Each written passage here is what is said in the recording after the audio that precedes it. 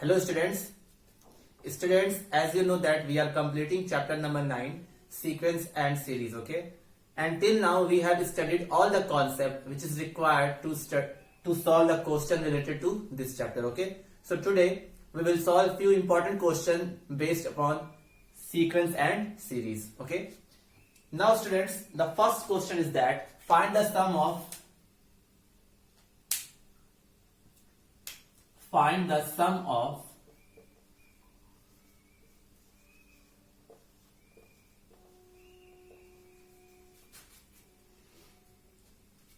sum to, okay, sum to, not sum of.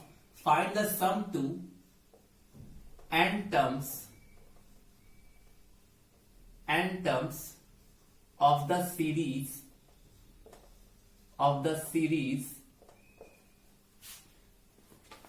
and the series is 1 का square plus 1 square plus 2 square, okay,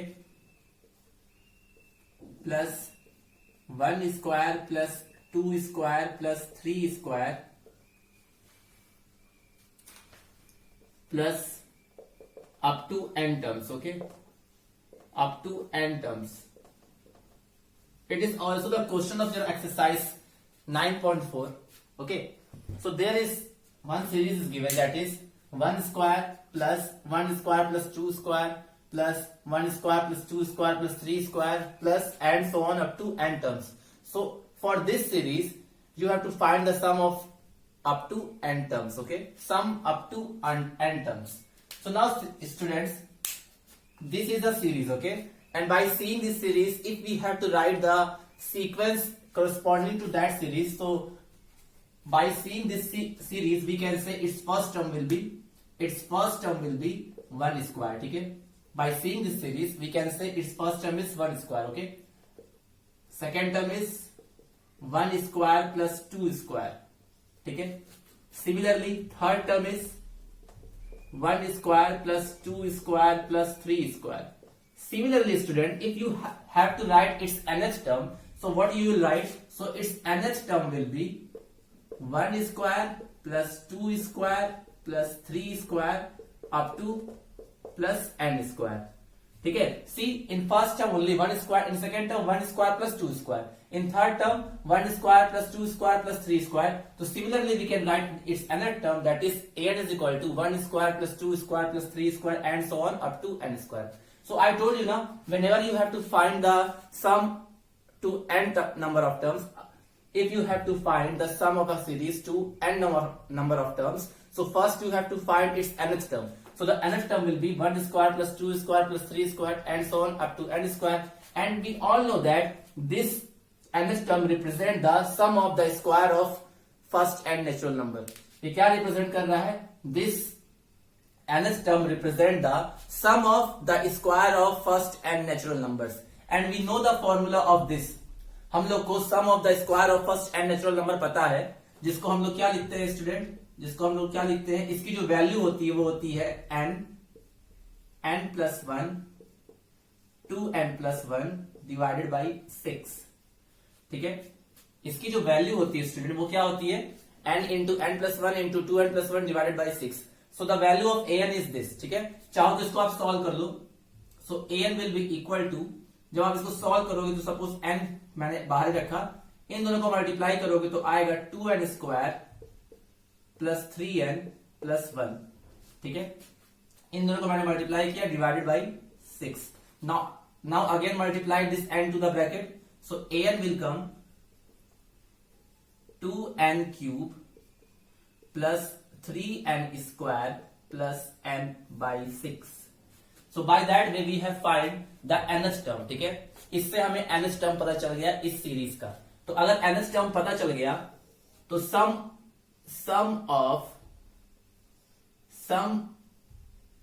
up to n terms will be what? Sum up to n terms, इस series का जो सम होगा up to n terms will be Sn will be equal to sigma of an. I told you, अगर आप nth term का summation ले लेते हो तो वही सम ऑफ n टर्म्स को रिप्रेजेंट करता है. तो Sn will be equal to sigma an.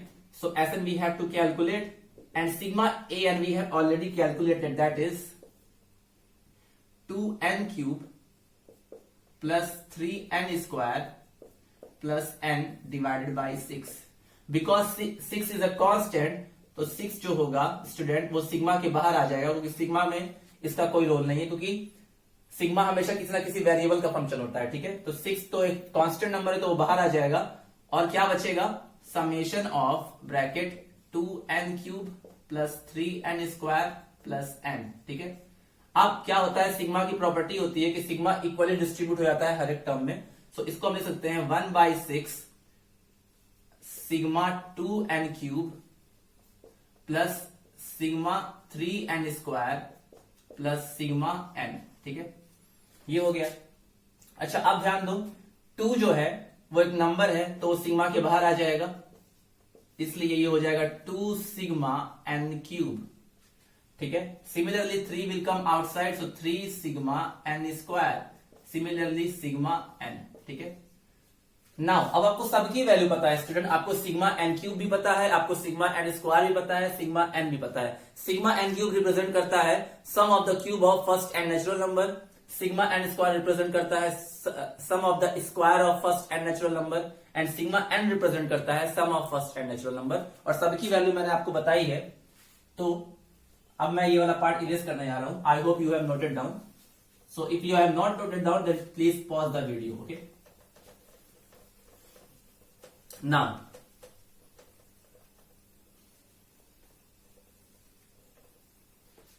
after this I am writing here, so 1/6 in 2 into sigma n cube is equal to n plus 1 divide by 2 का होल स्क्वायर, ठीक है, plus sigma n square represent n plus 1 2n plus 1 divided by 6, and sigma n represent n plus 1 divided by 2, ठीक है। तो सबकी मैंने value put कर दी है, सिग्मा n क्यूब ये होता है, सिग्मा n स्क्वायर ये होता है, सिग्मा n ये होता है, ठीक है। अब इसी को हम लोग सॉल्व करेंगे। सो 1/6, नाउ ये 2, इसको जब एक्सपेंड करोगे तो ये आएगा 2n का स्क्वायर, और जब n प्लस 1 का स्क्वायर करोगे तो आएगा n square plus 1 plus 2n divided by 4। इस पूरे की वैल्यू इसके बराबर होगी, और 2 पहले से था, ठीक है, प्लस ये 6 इसको कैंसिल कर देगा, तो क्या बचेगा, n plus 1 2n plus 1 divided by 2, and here n plus 1 divided by 2। एक और काम हम लोग कर सकते थे कि चाहते तो इसको क्या ऐसे लिख देते। एक काम करते हैं स्टूडेंट, अभी इसको एक्सपेंड नहीं करते हैं, अभी हम लोग क्या कर लेते हैं, इसको ऐसे ही लिखते हैं, क्योंकि आसानी रहेगी। क्या, इसको मैंने लिखा n प्लस 1 का स्क्वायर ही केवल लिखा, ठीक है, वैसे भी आ जाएगा लेकिन इस तरह से और आसान हो जाएगा। तो ये 2 इसको कैंसिल कर देगा 2 टाइम्स, ठीक है। तो बचेगा क्या क्या student, 1/6 in bracket n square n plus 1 का square divide by 2 plus n plus 1 2n plus 1 divide by 2 plus n plus 1 divide by 2, ठीक है। अब देखो इस ब्रैकेट के अंदर में से कुछ कॉमन आ जाएगा, ठीक है। क्या कॉमन मिलेगा, डिनोमिनेटर में से तो 2 मिल जाएगा कॉमन, और न्यूमरेटर में से n into n plus 1 common मिल जाएगा, तो बाहर ले लेते हैं उसको। तो 1/6 into n plus 1 divide by 2 मैंने क्या कर लिया, कॉमन ले लिया, ठीक है। मैंने ये वाली क्वांटिटी कॉमन ले लिया, तो पहले केस में क्या बचा, n इंटू n प्लस 1, ठीक है। यहां क्या बचा, 2n प्लस 1, ठीक है। यहां बचा केवल 2n प्लस 1, और यहां क्या बचा, ओनली 1, ठीक है। ये मैंने कॉमन लेने के बाद किया। क्या किया था मैंने कि कॉमन ले लिया, क्या, n into n plus 1 divide by 2। तो जब कॉमन ले लोगे तो यहां पे बचेगा n इंटू n प्लस 1, यहां बचेगा 2n प्लस 1, और यहां बचेगा केवल 1, ठीक है। अब फिर से ये इरेज करना पड़ेगा, थोड़ा सा लंबा क्वेश्चन है लेकिन है बहुत इंपॉर्टेंट, ठीक है।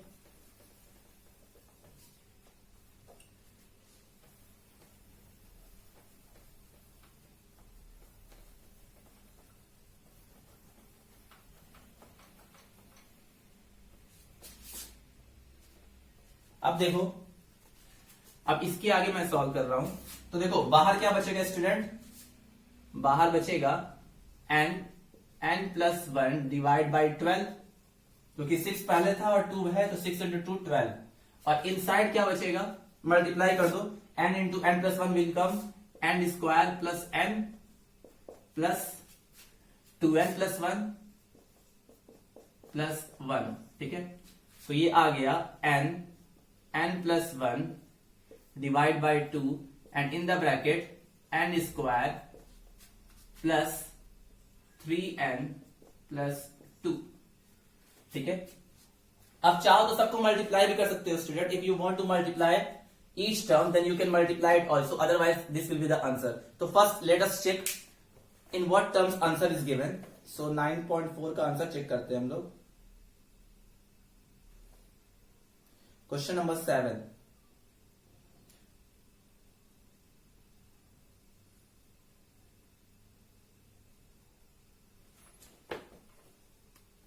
देखो स्टूडेंट यही आंसर है, बस इसको क्या कर लिया है, फैक्टराइज कर लिया है। क्या फैक्टराइज किया है, देखो आप आंसर चाहो तो यहीं तक भी छोड़ सकते हो और इसके आगे ऐसे भी ले सकते हो, n into n plus 1 divide by 12, और ये अंदर वाला फैक्टराइज हो जाएगा कैसे, n square plus 2n plus n plus 2, ठीक है। तो ये आ जाएगा n plus 1 divide by 12 and inside the bracket when you will take common, so from first to n will common, so n plus 2, and from the last to 1 will come, so n plus 2. So what will come, it will come n plus 1 divide by 12 and here n plus 2 and n plus 1, bracket के अंदर से क्या आएगा, n plus 2 और n plus 1, और इनको जब solve करके लिखोगे स्टूडेंट, इनको जब सॉल्व करके लिखोगे आपको क्या आएगा, n प्लस 1 का square into n plus 2 divided by 12, यही आंसर बुक में दिया हुआ है, ठीक है। सो दिस यू कैन, आप क्या कर सकते थे, आप यहां तक भी छोड़ सकते थे स्टूडेंट्स, बस बुक ने क्या किया था कि इसको भी फैक्टराइज कर लिया, ये भी फैक्टराइज हो सकता है, तो जो फैक्टराइज हो सकता है उसको फैक्टराइज फॉर्म में ही लिखते हैं। तो इसको मैंने फैक्टराइज कर दिया, n square plus 2n plus n plus 2, उसके बाद क्या आया इसको सॉल्व करने पर, n प्लस 2 और n प्लस 1, और आउटसाइड क्या था, n into n plus 1 divided by 12, दोनों को मल्टीप्लाई किया तो हमारा आंसर ये आ गया। So this is the your final answer, okay, this will be your final answer, n into n plus 1 का square into n plus 2 divided by 12। तो इस तरह क्वेश्चन, पहले आपको कोई भी सीरीज अगर दी हुई होगी तो आपको उसका nth टर्म फाइंड करना होगा, और अगर nth टर्म का आप समेशन ले लोगे, so that will represent sum to n terms of the series, okay. So please note down it.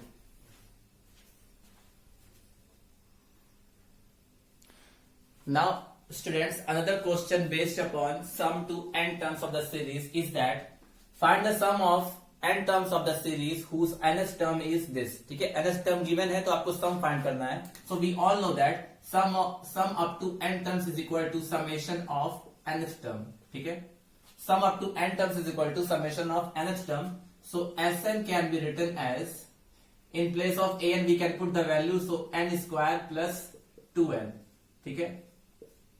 अच्छा, Sn इक्वल टू, मैंने बताया था समेशन इक्वली डिस्ट्रीब्यूट हो जाता है, तो Sn will be equal to summation of n square plus summation of 2 to power n, ठीक है।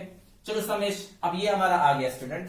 अब देखो समेशन ऑफ n स्क्वायर, तो यू नो कि sum of the square of n natural numbers, ठीक है, ये हमको पता है। Summation of n square represent sum of the square of the first n natural number, ये होता है, ठीक है। लेकिन समेशन ऑफ 2n क्या है, एक्चुअल में स्टूडेंट समेशन ऑफ 2n को क्या ले सकते हैं हम लोग, समेशन ऑफ 2n को ऐसे भी ले सकते हैं हम लोग, k इक्वल टू 1 से लेकर n 2 का पावर k, ठीक है। इसको ऐसे ले सकते हैं ना, मैंने बताया था k के टर्म्स में भी ले सकते हो और ऐसे भी ले सकते हो।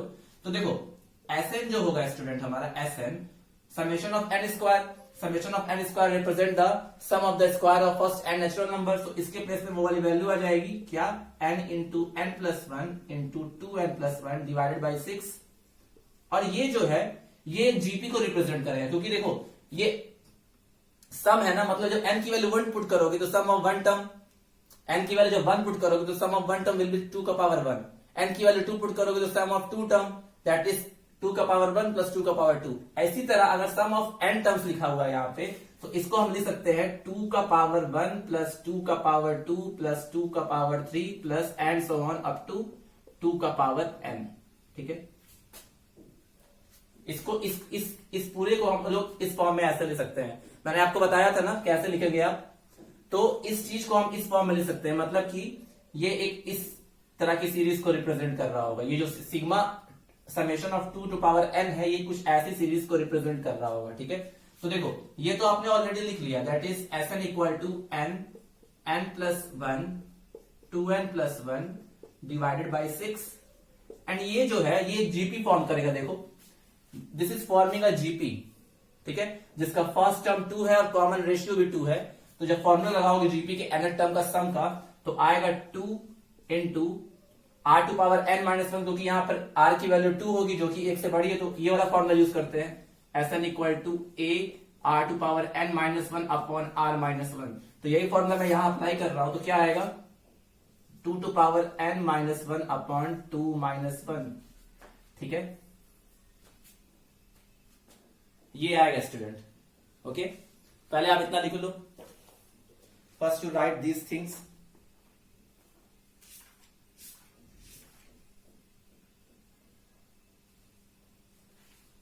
हो गया इतना। अब देखो, अब इसको बस कुछ करने की जरूरत नहीं है। अब इसको जब सॉल्व करोगे, सॉल्व करने की जरूरत नहीं है, ऑलरेडी सॉल्व है, that is n plus 1 2n plus 1 divided by 6 plus 2 into 2 to power n minus 1, और 2 माइनस 1 तो 1 ही बचेगा, तो फाइनल आंसर हमारा यही हो जाएगा।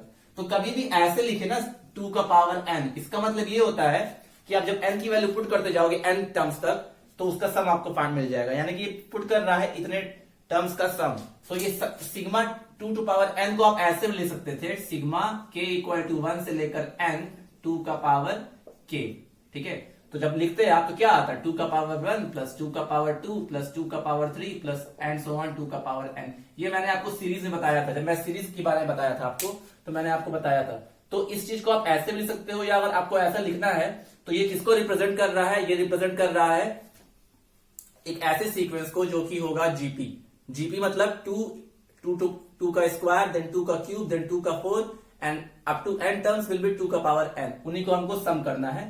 तो इस चीज को हम लोग इससे रिप्रेजेंट कर सकते हैं, और ये एक जीपी फॉर्म करेगा। तो जीपी के n टर्म्स का सम लगा दिया, तो ये आ गया, और हमारा फाइनल आंसर यही हो गया। ठीक है, तो ऐसे ही क्वेश्चन है स्टूडेंट आपके 9.4 में, which you can easily solve. ठीक है,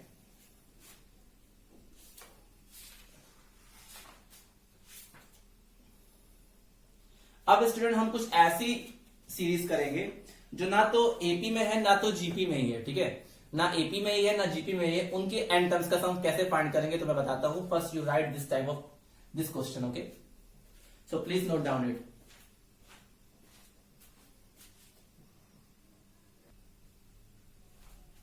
now student, one more very important question of sum to n terms of the series is that find the sum to n terms of the series, and the series is 5 plus 11 plus 19 plus 29 plus 41 plus and so on। ठीक है, देखो student, कभी कभी ऐसा question आता है जब आपको ऐसी सीरीज गिवन होगी जो ना तो एपी में होगी ना ही जीपी में होगी। ठीक है, मतलब कि कुछ ऐसी सीरीज जो दोनों का मिक्सअप होगी। ठीक है, तो उस केस में क्या करते हैं, पहले जो भी सीक्वेंस या सीरीज गिवन हो, आप उसका nth टर्म फाइंड करो। nth टर्म फाइंड करने के बाद सम ऑफ n टर्म्स आप इजीली कैलकुलेट कर सकते हो। ठीक है, तो इसका मुझे nth टर्म निकाल नहीं पाऊंगा मैं इजीली, क्योंकि देखो यहाँ पे इसका डिफरेंस 6 है, यहाँ पे इसका डिफरेंस 8 है, यहाँ पे 10 है एंड सो ऑन है। ठीक है, मतलब कि जो डिफरेंस है वो बढ़ता जा रहा है 2 देखो यहाँ पे डिफरेंस कितना है 6, 5 और 11 में 6 का डिफरेंस, 11 और 19 में 8 का, यहाँ पे 10 का, और यहाँ पे किसका 12 का। मतलब कि जो डिफरेंस है वो एपी में है, लेकिन ये टर्म्स एपी में नहीं है। तो इस केस में क्या करते हैं स्टूडेंट, पहले इसका nth टर्म फाइंड करते हैं, और फाइंड करने के लिए हम क्या करते हैं, देखो मान लो कि मुझे इसका सम निकालना है ना अप टू n टर्म्स, तो मैंने इसको ऐसे एज्यूम कर लिया, Sn is equal to 5 plus 11 plus 19 plus 29। कहां तक फाइंड करना है, n टर्म्स तक। तो हम लोग उसके पहले का एक टर्म लिखेंगे, that is a minus 1 and plus an। ठीक है, मतलब कि हमको n टर्म्स तक का सम फाइंड करना है, उसको मैंने ऐसे रिप्रेजेंट कर दिया। ठीक है, अब मैं क्या करूंगा, इसी चीज को मैं फिर से लिखूंगा लेकिन एक टर्म छोड़ के। देखो कैसे पता चला कि ये चीज करनी है। अगर किसी सीरीज का टर्म्स का जो डिफरेंस है वो एपी फॉर्म कर रहा है, देखो इसके जो टर्म्स का जो डिफरेंस, देखो यहाँ पे जो डिफरेंस है वो कितना है, 6 है, यहाँ पे कितना है 8 है, यहाँ पे कितना है 10 है, यहाँ पे कितना है 12 है।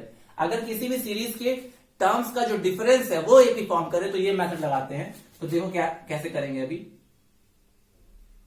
देखो इसको मैं इरेज कर दे रहा हूं ताकि प्रॉब्लम ना हो आपकी।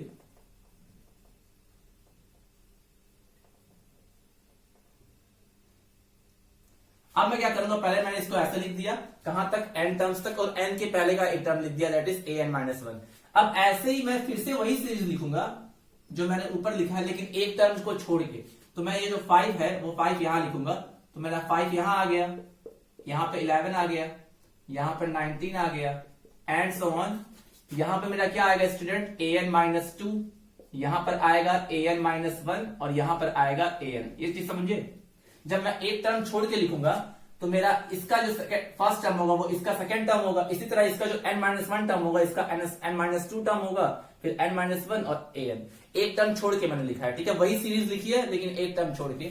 ऐसा इसलिए किया है मैंने। देखो अब मैं क्या करूंगा, इसको मान लिया इक्वेशन नंबर 1, इसको मान लिया इक्वेशन नंबर 2, दोनों को माइनस कर दूंगा मैं। तो जब मैं दोनों को माइनस करूंगा स्टूडेंट, तो देखो ये दोनों कैंसिल हो जाएंगे, ये दोनों कैंसिल हो जाएंगे, यहां पे 0 बचेगा, ठीक है। अच्छा ये 5 बच जाएगा क्योंकि 5 के नीचे कुछ भी नहीं है, इस 5 के नीचे कुछ भी नहीं तो 5 बच जाएगा। अच्छा 11 के नीचे क्या है 5, तो क्या बच जाएगा 6, क्योंकि 11 से 5 जाएगा तो क्या बचेगा 6। सिमिलरली 19 के नीचे क्या है 11, तो क्या बच जाएगा 8, इसी तरह यहां बच जाएगा 10। अच्छा ये वाला टर्म क्या होगा स्टूडेंट, ये वाला टर्म क्या होगा, ये वाला टर्म हो जाएगा हमारा an-1 minus a, wait a minute, this term will be our, this term an-1 minus an-2, and this term will be an minus 1, and this term will be minus an क्यों, क्योंकि मैं इसको इससे minus कर रहा हूं, मतलब कि इक्वेशन 1 माइनस इक्वेशन 2 कर रहा हूं, तो ये दोनों सर ये वाले सारे टर्म नेगेटिव हो जाएंगे, तो ये कुछ बचेगा ऐसा, ठीक है। अच्छा एक बात बताओ, यहां से यहां तक टोटल कितने टर्म्स है स्टूडेंट, यहां से यहां तक टोटल कितने टर्म्स है, n+1। क्यों n+1, क्योंकि देखो ये जो मैंने सीरीज लिखी थी यहां तक तो n टर्म्स थे, लेकिन इसके पहले भी एक है, यहां से यहां तक कितने हैं, देखो यहां से यहां तक कितने टर्म्स हैं, n टर्म्स हैं, और उसके पहले भी एक है, तो ये तो इसका ये मतलब हुआ कि यहां से लेकर यहां तक कितने टर्म्स होंगे, n-1 टर्म्स, ठीक है। समझो इस चीज को, क्योंकि मैंने एक प्लेस शिफ्ट करके लिखा था, जो दूसरी मैंने इक्वेशन लिखा था उस केस में मैंने एक प्लेस शिफ्ट करके लिखा था, तो एक प्लेस शिफ्ट करके लिखूंगा तो एक प्लेस पहला वाला, और कहां तक लिखा था, n टर्म्स तक, तो यानी कि total number of terms n+1 होंगे, जिसमें से ये पहला टर्म है, ये वाला nth टर्म है, तो इनके बीच में कितने टर्म बने, n-1 टर्म, मतलब कि यहां से लेकर यहां तक कितने टर्म होंगे, n-1 टर्म होंगे, ठीक है। Is it clear to you, ये समझने वाली चीज है। अब ध्यान से देखो, मैं अब क्या कर रहा हूं, इस an को इस साइड ले जा रहा हूं, इस साइड, तो हो जाएगा पॉजिटिव an, ये हो जाएगा पॉजिटिव an, ये बच जाएगा 5, और देखो ये जो सीरीज बन रही है, ये एक एपी बन रहा है, एपी के टर्म्स का सम रिप्रेजेंट कर रहा है, ये एपी के n-1 टर्म्स का सम रिप्रेजेंट कर रहा है, यहां से लेकर यहां तक। खुद सोचो, अरे देखो यहां से लेकर यहां तक कितने टर्म्स थे, n+1, उसमें से एक माइनस कर दो तो n टर्म्स, और उसमें से ये भी माइनस कर दो तो n-1 टर्म, मतलब कि यहां से लेकर यहां तक n-1 टर्म है, और ये एक एपी फॉर्म कर रहा है, और आपको ही पता है एपी के n टर्म्स का सम, एपी है ये 6, 8, 10 जो बन रहा है वो हमारा एपी बन रहा है, और उनके बीच में प्लस का साइन लगा है, इसका मतलब वो सम को रिप्रेजेंट कर रहा है, तो मतलब यहां से लेकर यहां तक वो एपी के n-1 टर्म्स का सम को रिप्रेजेंट कर रहा है, ठीक है। तो इसको मैं क्या ले सकता हूं, सम का फॉर्मूला लगा के, हम जानते हैं कि एपी के n टर्म्स का सम क्या होता है, n/2 in bracket 2a plus n-1 into D, तो वही चीज मैं यहां लगाऊंगा, लेकिन यहां पे टर्म कितने हैं, n-1, तो इसके प्लेस से मैंने लिख दिया n-1/2, क्योंकि n की जगह पर n-1 टर्म्स है, यहाँ पे फर्स्ट टर्म हमारा क्या है 6, तो 2 into 6 plus n minus one होता है, तो n minus one into two, इस पूरे की जगह पर ये आ जाएगा। ठीक है, अब इसको सॉल्व करते हैं, तो an equal to 5 plus n minus one divided by 2, और ब्रैकेट में क्या बचेगा, ब्रैकेट में बचेगा 12 plus n minus two into two. इसी को जब आगे सॉल्व करेंगे स्टूडेंट, तो बचेगा 5 प्लस n माइनस वन, और अंदर को जब सॉल्व करोगे, तो मैं डायरेक्टली लिख दे रहा हूं स्टूडेंट, अंदर जब सॉल्व करोगे आप, तो बचेगा अंदर ब्रैकेट में 2n प्लस 8 डिवाइडेड बाई 2, और इसको और सॉल्व करूंगा तो मैं इन दोनों ब्रैकेट में से 2 कॉमन ले सकता हूं, तो जब मैं 2 कॉमन ले लूंगा तो फाइनली जो बचेगा वो बचेगा 5 plus n minus one and n plus 4, यही बचेगा, यही हमारा आएगा, क्योंकि जब इसमें से 2 कॉमन लोगे तो वो 2 इस 2 को कैंसिल कर देगा, और एन द एंड यही रिजल्ट आएगा, यानी कि हमारा जो nth टर्म आएगा वो आएगा 5 plus n minus one into n plus 4, यही आएगा। तो हमारा मेन जो हमारा मुद्दा था वो यही था कि पहले हमको nth टर्म फाइंड करना था इस सीरीज का nth टर्म होगा क्या, पहले मुझे वो फाइंड करना था, क्योंकि सम निकालने के लिए पहले हमें nth टर्म पता होना चाहिए कि nth टर्म होगा क्या, तभी ना उसका आप समेशन लोगे। तो पहले मैंने nth टर्म निकाला, कैसे निकाला, पहले जो भी सीरीज थी उसको मैंने रिप्रेजेंट कर दिया सम के फॉर्म में, तो n is equal to up to n terms, और n टर्म्स लिखने के लिए मैंने उसके एक पहले का टर्म भी लिख दिया, that is an minus one. अब दूसरे इक्वेशन में क्या किया, उसको मान लिया इक्वेशन नंबर 1, दूसरे इक्वेशन में मैंने वही चीज लिखा लेकिन एक टर्म छोड़ के, तो जब एक टर्म छोड़ा तो 5 के नीचे कुछ नहीं रहा, 11 के नीचे 5 आ गया, फिर 19 के नीचे 11, फिर इसके नीचे 19, इसके नीचे n माइनस टू, इसके नीचे n माइनस वन, और यहाँ पर n। अब देखो यहां से यहां तक n टर्म्स है और ये एक टर्म और, यानी कि total n plus one terms होंगे।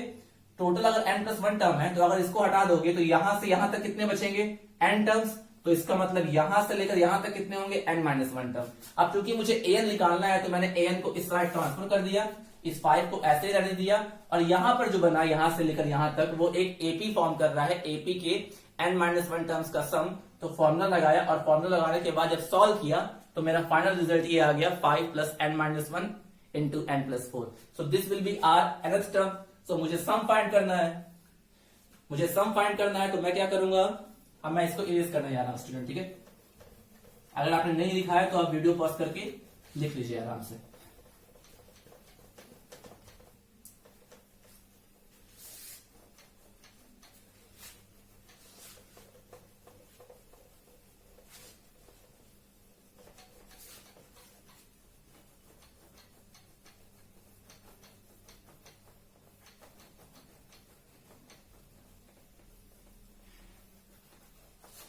ये मेथड तब लगाते हैं स्टूडेंट जब आप देखो कि अगर कोई सीरीज दी हुई है तो उसके जो टर्म्स का डिफरेंस है वो अगर एपी में आ रहा है, तब ये मेथड लगाते हैं। ठीक है, अब देखो यहां से जो मेरा an आया था स्टूडेंट, जो हमारा an आया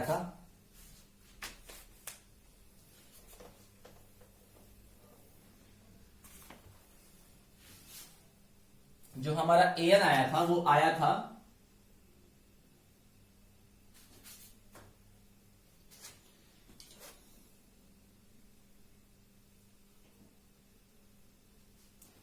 an इज इक्वल टू क्या आया था, 5 plus n minus one n plus 4। ठीक है, तो इसको और सॉल्व कर लेते हैं। ठीक है, इसको और सॉल्व करोगे तो an क्या आएगा स्टूडेंट, an आएगा 5, और जब इन दोनों को मल्टीप्लाई करोगे तो आएगा n square plus 3n minus 4। ठीक है, यानी कि जो हमारा an आएगा that will be equal to 5, sorry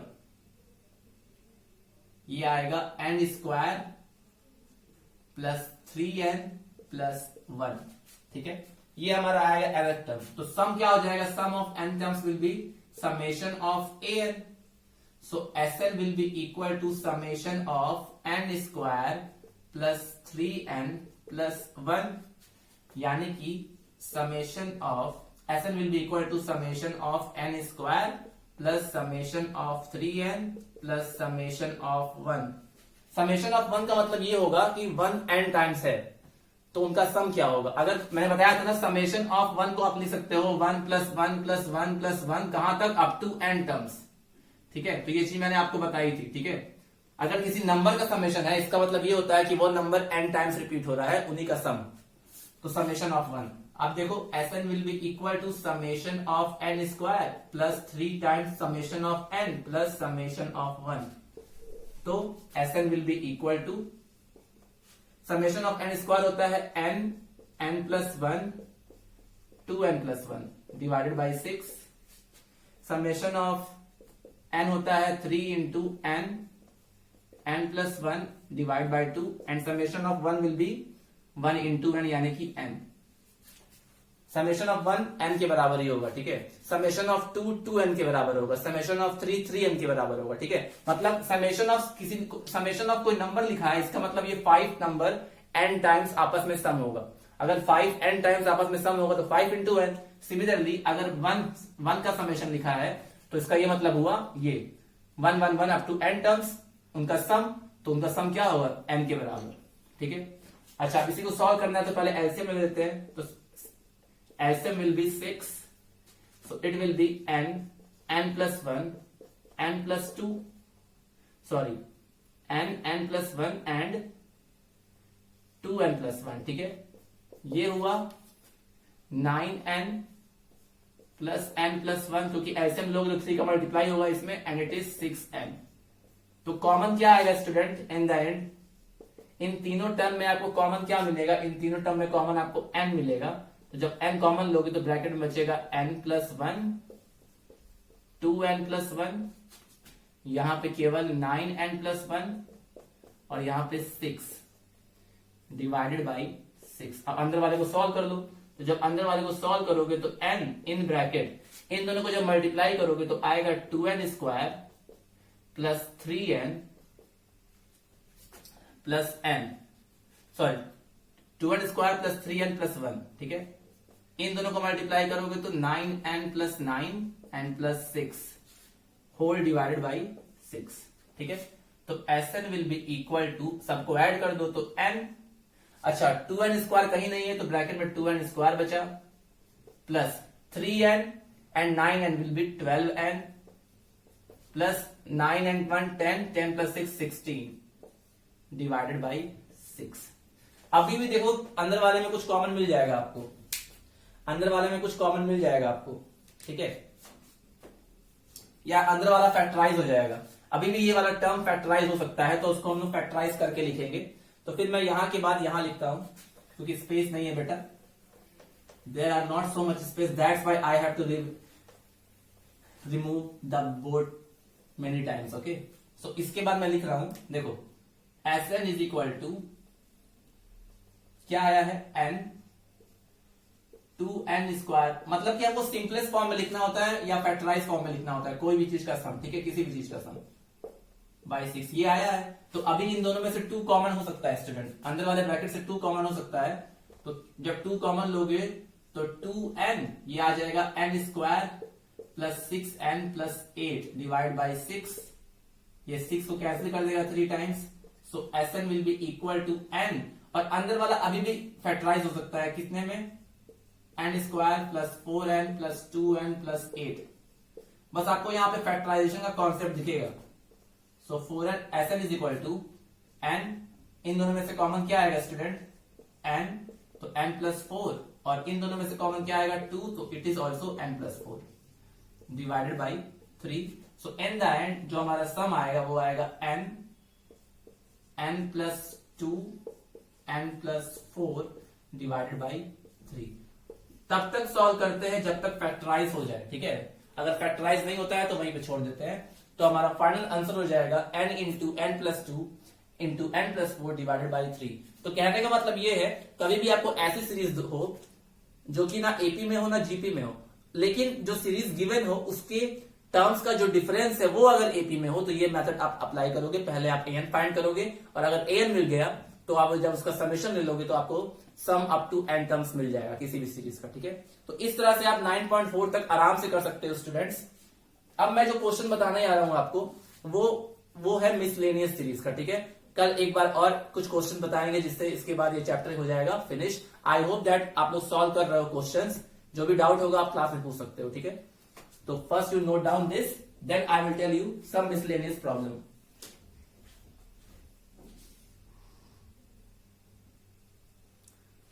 Now students, some miscellaneous example, that if A, B, C are in AP and a to power 1 by x is equal to b to power 1 by y is equal to c to power 1 by z, then prove that x, y, z are in AP. ठीक है, यहां पे दिया हुआ है कि A, B, C AP में है स्टूडेंट. ठीक है,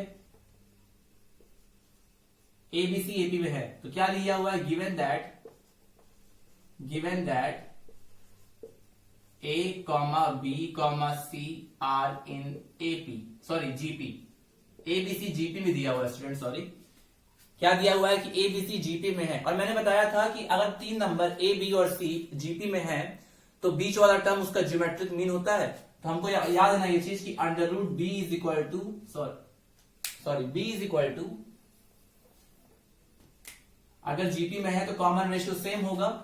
तो ये हमने पढ़ा है कि geometric mean B is equal to under root A C होता है. ठीक है, B is equal to under root A C. जैसे वहां पे एपी में होता था तो twice of B is equal to A plus C होता था, वैसे ही जीपी में अगर ए, बी और सी जीपी में है तो b is equal to under root A C होता है या b square is equal to A C होता है. ठीक है, ये मैंने आपको बताया था. ठीक है, प्रीवियस क्लास में कि अगर 3 नंबर a, b और c जीपी में है तो बीच वाले का स्क्वायर फर्स्ट और लास्ट के प्रोडक्ट के बराबर होगा. तो suppose it is our equation number 1. और क्या गिवन है, गिवन है कि a to power 1 by x is equal to b to power 1 by y is equal to c to power 1 by z is equal to, ये दोनों ये सब आपस में क्या है, इक्वल है. कि a का पावर 1 बाई एक्स, b का पावर 1 बाई वाई और c का पावर 1 बाई जेड. तो हमको प्रूव करना है कि x, y और z किसमें होंगे, AP में. तो हम क्या कर सकते हैं, let a upon x is equal to b upon a का power 1 by x is equal to b to power 1 by y is equal to c to power 1 by z is equal to k. कोई मान लिया कि k के बराबर है तीनों के तीनों. ठीक है, तो अगर हम सबको k के इक्वेट करें, अगर हम a to power 1 by x is equal to k लिखें स्टूडेंट्स, तो यहां से मैं लिख सकता हूं a to power 1 by x is equal to k. और मैंने आपको बताया कि अगर x square is equal to something होता है तो x का इज इक्वल टू क्या होता है, समथिंग का पावर 1 बाई 2. मतलब कि अगर पावर दूसरी साइड जाता है तो रेसिप्रोकल बन जाता है. ठीक है, तो ऐसे ही अगर a to power 1 by x is equal to k है तो a की जो वैल्यू होगी वो k टू पावर x होगी.